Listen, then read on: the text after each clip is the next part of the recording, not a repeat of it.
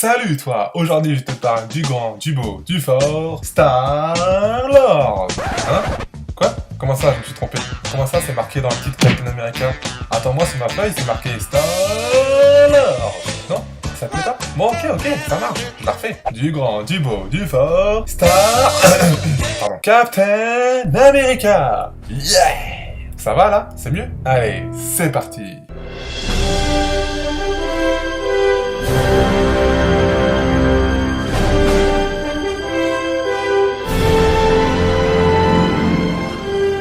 Alors, le petit bonhomme, il est né en 1917 à New York dans le quartier du Lower East Side sous le nom de Steve Rogers et il grandit pendant la Grande Dépression. Et là, tu vas me demander, mais qui sont ses parents? Eh ben, c'est simple, c'est le facteur.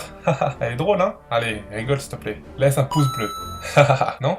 Ah bon, ok, bon, j'avoue, c'était pas vraiment très drôle parce que c'est pas le facteur, mais Joseph Rogers, un alcoolique chronique qui meurt quand Steve était enfant. Quant à sa mère, c'est Sarah Rogers, elle aussi morte d'une pneumonie durant la dernière année du lycée de Steve. Bon, vite, parlons de lui parce que j'ai pas envie de plomber l'ambiance et de te voir pleurer. Donc, alors que la Seconde Guerre mondiale fait rage en Europe, Steve ne pense plus qu'à une seule chose, combattre le nazisme et décide de s'engager dans l'armée. Mais problème, Steve tout petit, vraiment tout petit, et en plus il est maigre, vraiment très... Bon, t'as compris, hein. Il est maigre et du coup les médecins militaires disent Nope.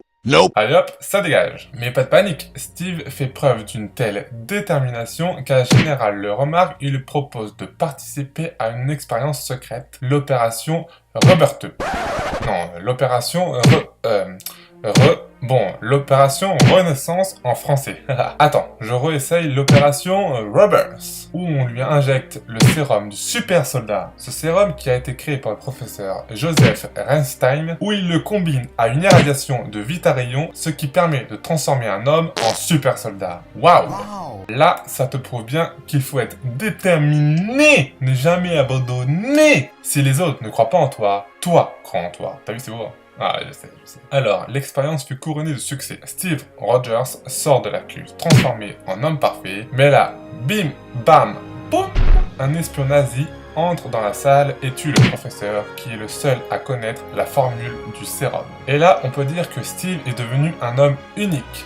Le début de la légende est né. Après sa transformation, Steve reçoit un entraînement militaire complet, combat, stratégie, bref, tout blabla. Et 3 mois plus tard, il reçoit sa première mission, stopper le crâne rouge. On lui donne alors un costume, un bouclier d'acier, une arme et il est incorporé comme simple soldat d'infanterie au camp Lee Heights. D'ailleurs, petite anecdote, après sa mission, c'est le président lui-même, le seul, l'unique, Theodore Roosevelt, qui ordonne que le capitaine obtient un nouveau bouclier, un rond. Steve, très honoré, le prend et décide de l'utiliser comme une arme, ce qui fait qu'il abandonne les armes à feu. Pendant ce temps, la Seconde Guerre mondiale fait toujours rage, et le Captain America devient rapidement un symbole pour les troupes et de loin le meilleur agent du gouvernement, secondé par un autre jeune engagé du nom de Bucky. Le Captain s'allie avec d'autres méta-humains comme Namor et la Torche Humaine. Ils forment ensemble un groupe appelé les Invaders. Le nom est choisi par Winston Churchill. D'ailleurs, c'est à cette période qu'il croise pour la première fois la route d'un parachutiste canadien, James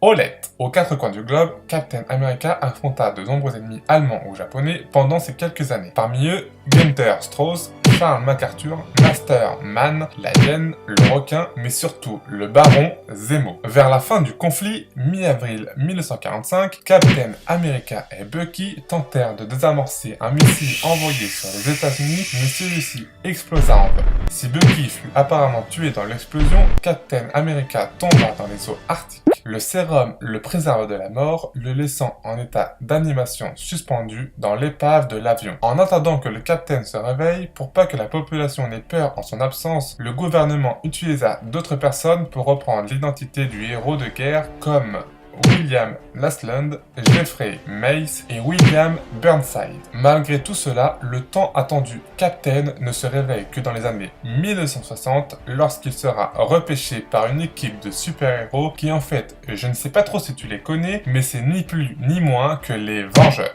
Que dis-je? Évidemment, il faut le faire en américain. Alors, on l'a refait. C'est ni plus ni moins que les Avengers, dont il deviendra un membre très important, j'irai même jusqu'à dire irremplaçable. Et voilà, jeune abonné, fin de l'histoire. Maintenant, je vais te parler de lui, parce que ses pouvoirs et capacités, il n'en a pas vraiment, à part qu'il a un bouclier qu'il utilise comme arme et qu'il a des capacités de surhomme, c'est-à-dire qu'il fait les mêmes gestes qu'un homme, mais en mieux. Donc, alors, Steven Grant Rogers, de son vrai nom aussi appelé Steve Rogers, la sentinelle de la liberté, Cap est le capitaine. Il a fait partie de plusieurs groupes comme le SHIELD, la division unité des Avengers, qui d'ailleurs a été le fondateur. Il a aussi fait partie des Avengers, les Illuminati, les Invaders, ou comme dit précédemment, il a été le chef de l'US Army, de l'opération Rubbers, les Avengers secrets, ou encore une fois chef des Avengers secrets, cette fois-ci pour la guerre civile, et pour finir, il a fait partie des nouveaux Avengers, ainsi que les Avengers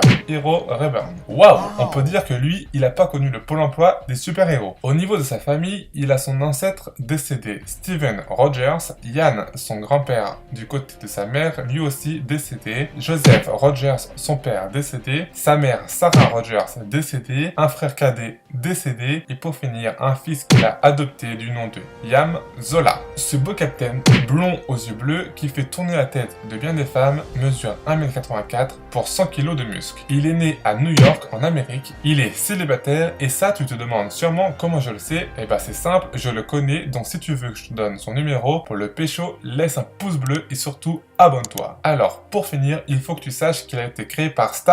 Ah non, en fait, pas Stan Lee. Pour une fois, c'est pas lui le créateur. Il a été créé par Joe Simon et Jack Kirby dans le comics Captain America Comics numéro 1 en mars 1941. Et voilà, c'est fini, jeune héros. Alors si ça t'a plu, que tu en sais plus sur l'histoire du Captain America, n'hésite pas à laisser un pouce bleu, de t'abonner et de laisser un commentaire en disant qui tu voudrais voir dans le prochain épisode, de regarder d'autres histoires de super-héros ou de super-vilains. Et n'oublie pas, si tu veux le numéro du Captain, 06 31 56 20. Pas si vite, il faut que tu t'abonnes, laisse un pouce bleu. Allez, je suis gentil, j'attends. Ça y est? Allez, clique! Allez! Ah! Voilà, merci. Alors, c'est 06 31 56 20 et au revoir!